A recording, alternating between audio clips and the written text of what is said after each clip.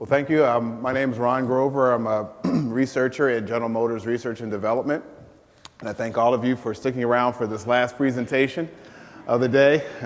I'm going to follow what my undergraduate communications teacher said. I said, whenever you give a speech, he said, try to follow the 3 B's. The first one is try to be good. The second one is try to be brief. And then finally, be seated. So that's what I'm going to do to make sure all of you get to the airport on time. But I'm just going to give an overview of some of the work we've done to use high-performance computing to drive our advanced fuel-efficient engine work. And much of this work has been done at Oak Ridge National Laboratories with collaborative partners that we've had. So, as many of you know, we've read the papers and we've seen the industry's changing. We've seen a lot of talks on AI and how that's evolving the automotive industry. But, there's drivers such as regulations, electrification, the environmental concerns, cost of ownership, urban mobility. All these things, impacts of fuel, drive how we design and change our new future engine technology. And so with that, you think about it, so where we are in engines today, if we look at the physics that are involved in sort of a typical energy breakdown of when we fill up our gas tank and we have 100% of units of fuel energy, so where does that energy go? So I'm showing a chart here that focuses on a typical 4-cylinder gasoline engine with an automatic transmission. And you can see this is based upon just general analysis from a federal FTP fuel test composite highway and city drive cycle. So, you go to the gas station, you fill up, and you put 100% units of fuel in. It goes into your engine, and then, wow, only 23% of that goes out to go to the transmission. And then from the drive line and transmission losses, you're only getting about 17% that drives the engine. So it's like, wow, that's not a really efficient transfer function, right? But that just goes to show how much fuel energy that we have. And again, a gallon of fuel to actually drive our vehicles.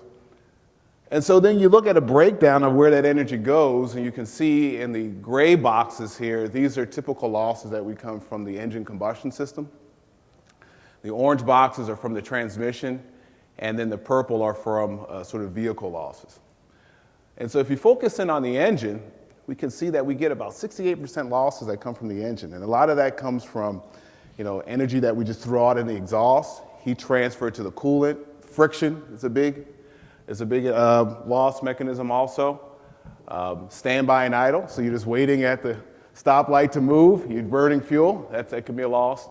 And also accessories, driving the water pump, the fuel pump, and all those accessories. So the focus here is, so what do? We can do a lot better here. And then, again, this is a typical engine, a gasoline engine, but obviously different vehicle builds. If we look at a diesel engine, maybe this number this number changes a bit, but in the ballpark, we're about in this space here. So as an engine designer and developer, what do you do to help solve this?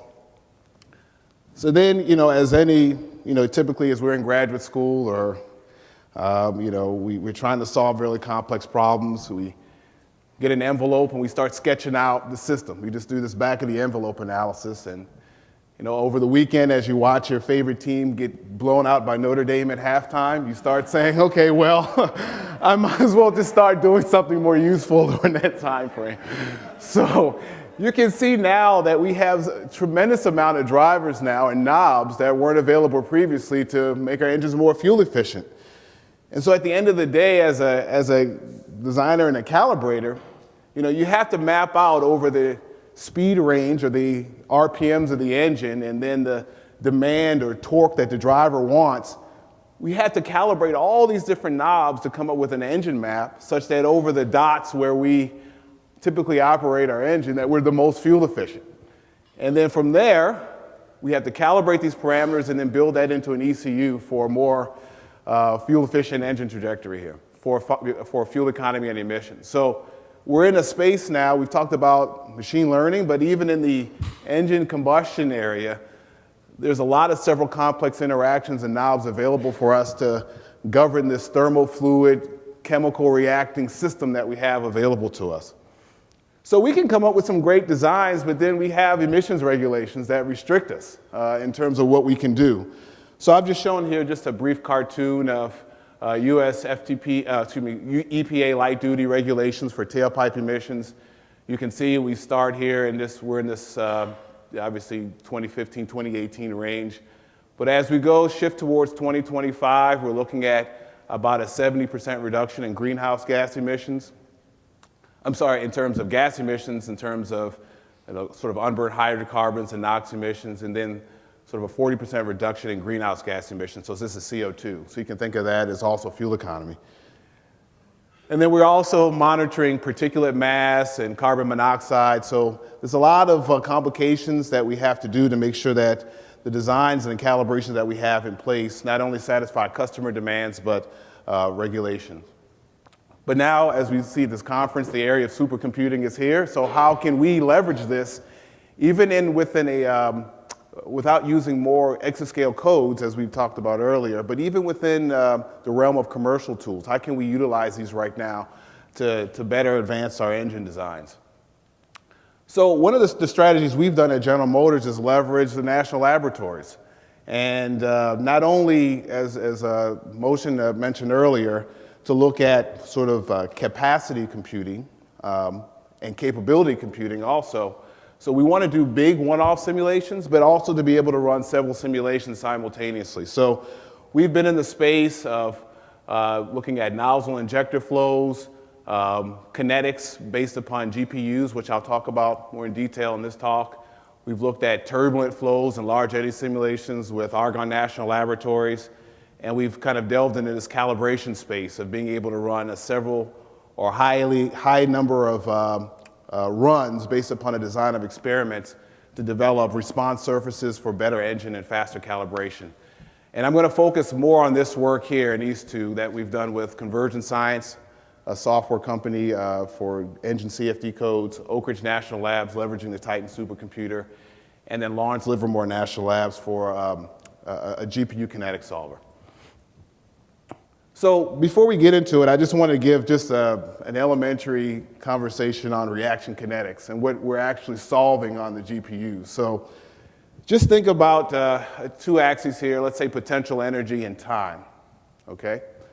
So let's take that you had, if I had a bucket of fuel and air just kind of sitting here, and if you just let it sit there, it's not going to do anything. It's just going to, the fuel will vaporize, but it'll sit. There's no chemical reaction that will occur at that point. But what we have to do is we have to raise the potential energy of that gas mixture. And the way we do that in practice is with a spark plug or in a diesel engine with a compression ignition. So we have to raise the temperature of that mixture. And when that happens, that's when all the fun starts. So now there's a certain activation energy that we have to overcome to trigger chemical reactions. And when those chemical reactions occur, we now start to release heat.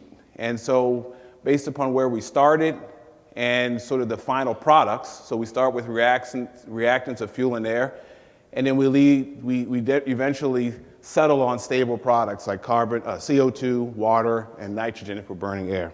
And during that time, we release energy, which is heat, which is used to drive the vehicle. But during that process, if we don't have complete combustion, if we're not calibrated properly or the thermodynamic conditions don't warrant it, we may not get to this final steady state from an equilibrium standpoint that we can compute. We may get to a state where we don't release as much energy as we possibly could due to heat transfer and other losses, and then we start generating, in addition to our sort of stable products, our emissions that we're trying to regulate: NOx, unburned hydrocarbons, carbon monoxide, and soot.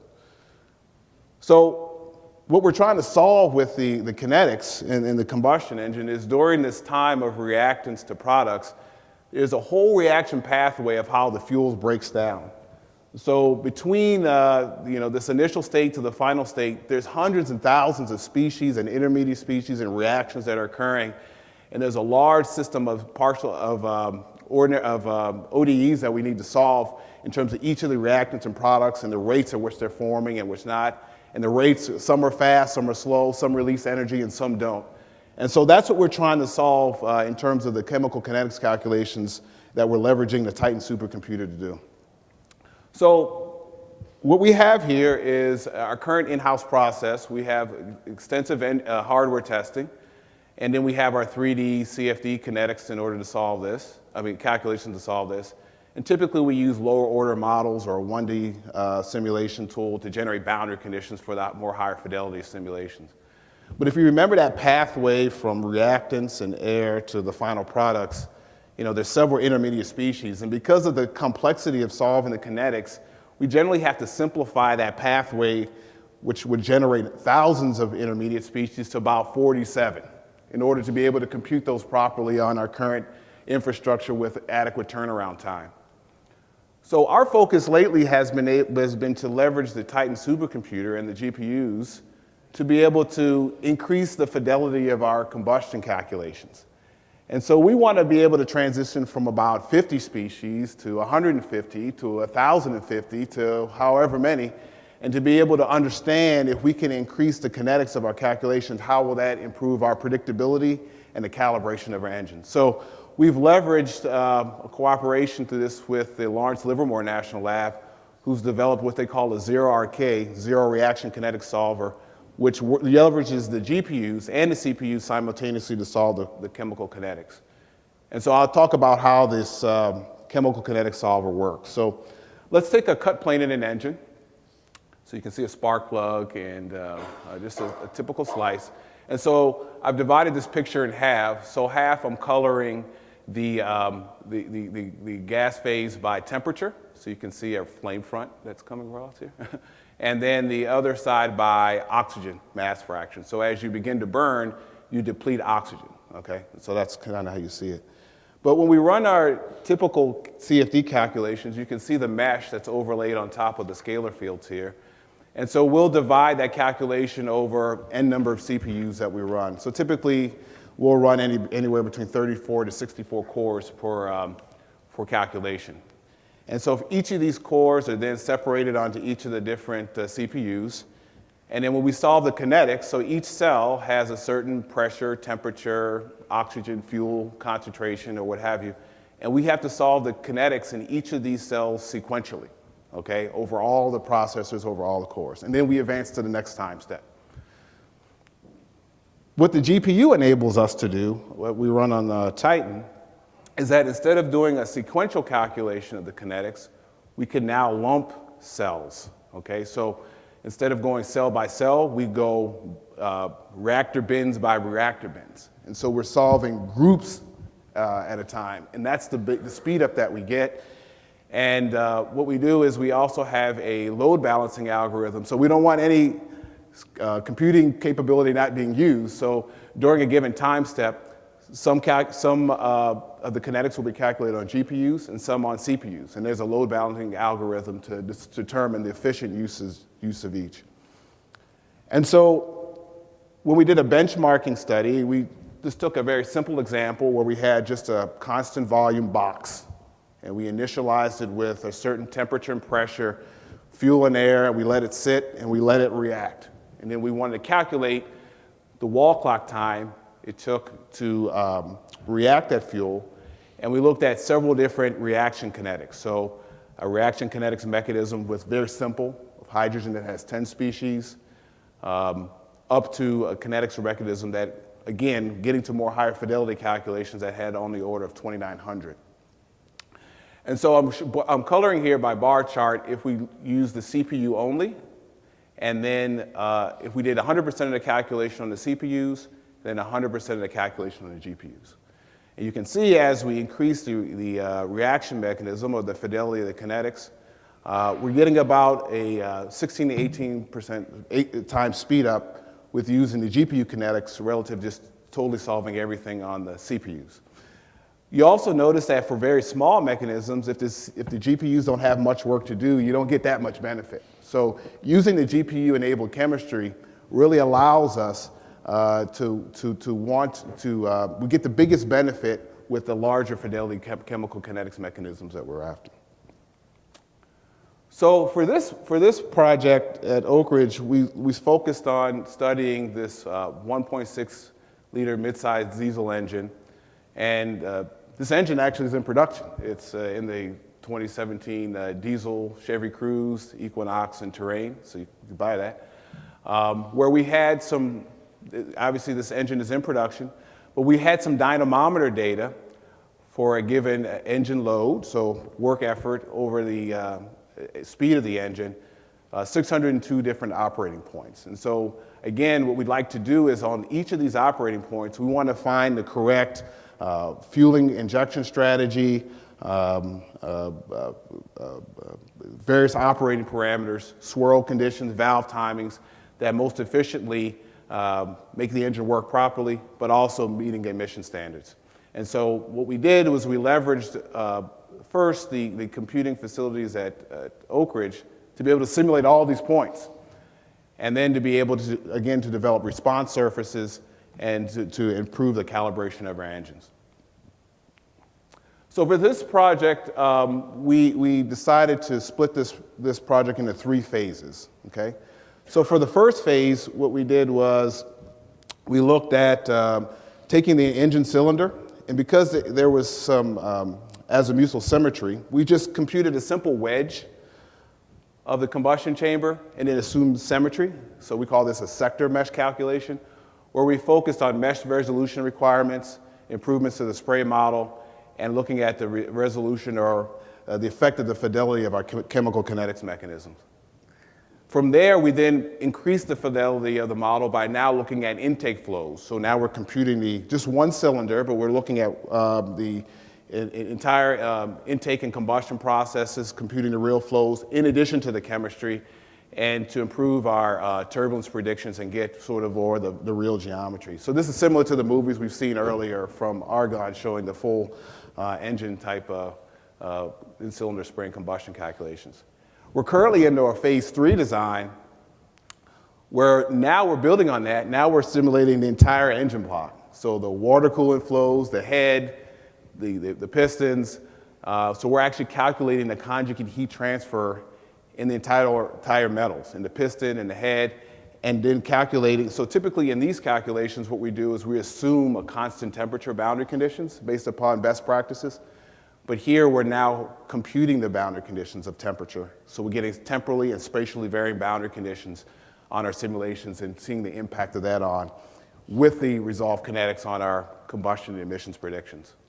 So I'm going to highlight just briefly some of the results we're seeing from each of the different phases. So from phase 1, the biggest highlight we saw was we saw a significant improvement that we could achieve with predicting hydrocarbon emissions. So I'm showing 4 charts here, each for hydrocarbon emissions index. The first is our baseline, where we had our skeletal mechanism, which we call, so very simple, 47 species, 97 reactions on a very coarse mesh. And you can see the black dots here represent the experimental measurements, and the green dots represent our model predictions. So you can see under certain operating points, we're not doing a very good job. In fact, we're maybe orders of magnitude off from the experiments, okay? So then we said, okay, let's increase the kinetics. So then we went from a 47 species mechanism to 144 species. And you can see now the effect of chemistry on some of those points that we were not predicting well previously. But we still have some work to do in some of these sort of outlier points here. The next was improving the mesh resolution. And so again, we didn't see much benefit, a little benefit here from going from the green to the orange. But then now with the higher fidelity, we were then able to go in, okay, well, now we saw some deficiency in our spray models. Now we're doing a better job. We have a more resolved grid. We know that there's some mesh dependency on the spray characterization. So we went back and retuned the spray, particularly in terms of the liquid wetting on the piston, and voila, wow, now we're plotting everything pretty much on the same scale. So again, leveraging the GPU kinetics plus the ability to run several simultaneous jobs at once, we were able to see some improvement here. But as I said earlier, hydrocarbons are not the only species that we have to monitor here. We have smoke or particulate emissions, NOx, carbon monoxide that also have to be managed. So what we did was we then went to phase 2. So now we're computing the entire gas exchange, the whole in-cylinder process. So instead of monitoring, computing all 600 cases, we picked 20 down-selected ones that represent sort of the general map. And then we went in and looked at what's the effect of in terms of just using the simplified geometry, but now we're modeling the gas exchange process and we're building more fidelity into our calculations. You can see the plot shows the experimental results. The red are predictions we got from the previous calculations. And now this purple color are the new calculations with the effective geometry and improved intake flows. So again, we're seeing pretty decent predictions in NOx emissions. Carbon monoxide was a problem. We're getting a little better here. Smoke is still an issue. And again, as I showed previously, the underburnt hydrocarbon emissions wound up to be pretty good. So under these sort of higher load, higher engine speed cases, we still see an issue with the carbon monoxide and smoke emissions. So the final phase of the project now is, again, we've done the sort of the simple, we call sector mesh calculations. Now we improve the geometry to do the full intake flow. Now we're modeling the entire head, engine block, water cooling system to get to actually predict the thermal or temperature variations in the metal. So now we're getting improved boundary conditions for the combustion calculations, because one of the thoughts was that maybe we're over predicting the CO and smoke emissions because in the expansion process, those reactions are ending too quickly because we're losing too much heat to the environment. And so you can see here, I'm showing a video of some calculations we've done in this latest phase where it's a cut plane through one of the cylinders, where you can see here, this is the coolant flow. This is the coolant from the radiator that's flowing through the head. And here's the cylinder head with the injector. You can see spraying, and you can see it's colored by the solid temperature here. So you can see the temperature gradients we're seeing in the metal. Also on the piston surface, you can see the temperatures that we're predicting. So they're not uniform, which we previously assumed. You can see there's a temperature gradient across the piston, sort of hotter on the edges here, cooler on the outside and inside of the bowl here.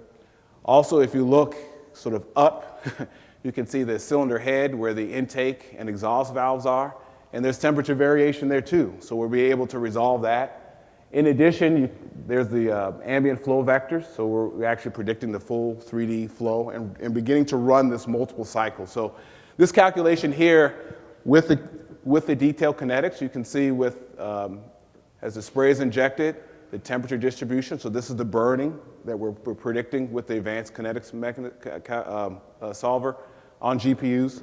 This is about 3 weeks worth of compute time. So it's still a very, very heavy simulation. But what it does is it gives us an upper bound. So now we have results for our production runs. We can use this to better calibrate our production runs for our day-to-day running. But if you look at the plots on the right side here, I'm plotting total piston heat transfer, so how much energy we're losing to the piston over the engine crank angle. So this is 720 degrees of a full cycle of calculation. So our previous results were shown here in red. You can see in the green here, we're now predicting less heat transfer, less loss to the piston, which is kind of in the right direction of which we were hoping to help preserve the temperature in the cylinder for better emissions predictions.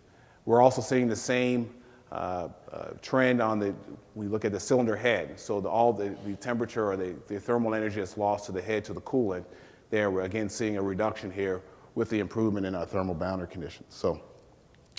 So lastly, I just wanted to leave you with this. We shared this with the Department of Energy back in 2014 of one of the ideas that we've had for years now in terms of how we can see improvement in our engine combustion prediction. So if you look at solver scalability and submodel development, typically the type of calculations I just showed you, we only see scalability on the order up to about 48 to 64 cores for our calculations. And we're running finite volume type solvers, moving mesh, reacting flows, really stiff problems with chemical kinetics. So we really don't see the advanced speed up. So in order to really affect product development, as it was shown earlier, I think from the Ford presentation, you really need to turn over your calculations within 1 to 2 days to really affect the product. And so in order to really drive that, we're resolved to using a lot of extensive trial and error, reduced chemistry, very simple single cycle runs, empirical spray and combustion models. But as we've seen in this conference, we'd like to go to improve scalability, which was shown by the NEC 5000 talk. So now we can begin to implement more detailed kinetics, higher resolution turbulence and chemistry models, go to more optimization, look at mesh dependency studies. And that's the roadmap we'd like to see. And it's encouraging to see at this conference that this seems to be where the industry is going at this point. So at this point, I'll take any questions. And again, thank you for your attention.